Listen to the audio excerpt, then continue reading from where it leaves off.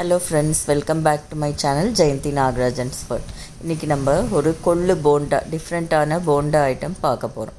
இதுக்கு 1 cup rice 1 cup கொள்ளு.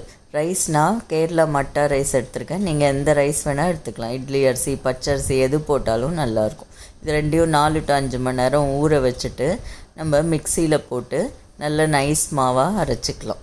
கொள்ளு வந்து உளுந்தோட ப்ராப்பர்ட்டிஸ் கொள்ளுக்கு இருக்கு. அதனால நல்ல உபரி காணும் ரொம்ப நல்லா இருக்கும்.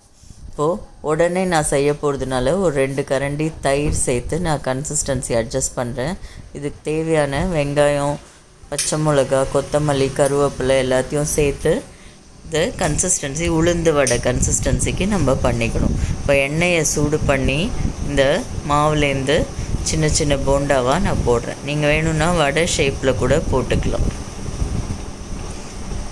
இது வந்து ரொம்ப டிஃப்ரெண்ட்டாக இருக்கும். வெளியில் நல்ல கிறிஸ்பாக இருக்கும், உள்ளே அப்படியே நல்ல ஓட்டையாக வந்து உள்ளே நல்ல சாஃப்டாக ரொம்ப நல்லாயிருக்கும். ஒரு தடவை பண்ணி பார்த்தீங்கன்னா அடிக்கடி பண்ணுவீங்க. கொள்ளும் உடம்புக்கு நமக்கு ரொம்ப நல்லது.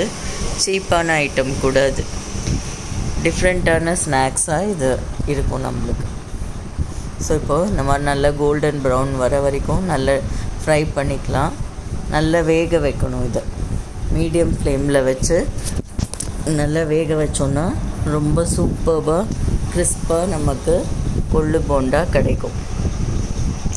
மேங்களூர் போண்டா இருக்கும் இல்லையா, கிட்டத்தட்ட அந்த தயிர் மைதா மாவில் பண்ணுவோமே, கிட்டத்தட்ட அந்த டேஸ்ட்டில் இப்போ போட்டு பார்த்தா சத்தம் கேட்குது பாருங்கள். நல்ல கிறிஸ்பாக இருக்குது. நான் ஒன்று உங்களுக்கு உடைச்சி காட்டுறேன் பாருங்கள், எவ்வளோ கிறிஸ்பாக இருக்குது. வெளியில்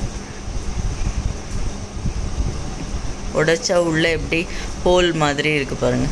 நல்ல லைட்டாக ரொம்ப டேஸ்ட்டாக ரொம்ப நல்லாயிருக்கும். ஒரு தடவை நீங்களும் இதை ட்ரை பண்ணி பாருங்கள். இந்த வீடியோ பிடிச்சா சப்ஸ்கிரைப் பண்ணி சப்போர்ட் பண்ணுங்கள் ப்ளீஸ்.